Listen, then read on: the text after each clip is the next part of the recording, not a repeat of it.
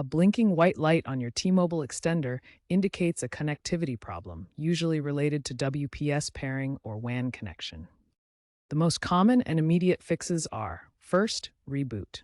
Unplug the extender for 30 to 60 seconds, then plug it back in. This resolves most software glitches. Second, check placement. Ensure the extender is within 50 to 100 feet of the T-Mobile gateway. Optimal signal strength is key. Third, WPS pairing. Press the WPS button on both the extender and gateway within 2 minutes. If this fails, the light will blink rapidly, indicating a pairing failure.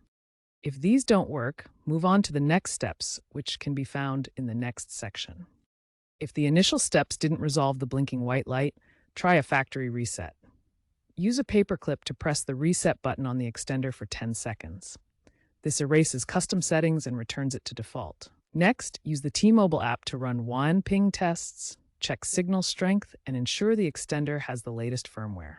Outdated firmware can cause issues. If you're using a wired connection, inspect the Ethernet cable for damage. A faulty cable can disrupt the WAN connection. If these steps do not work, contact T-Mobile support for model-specific advice.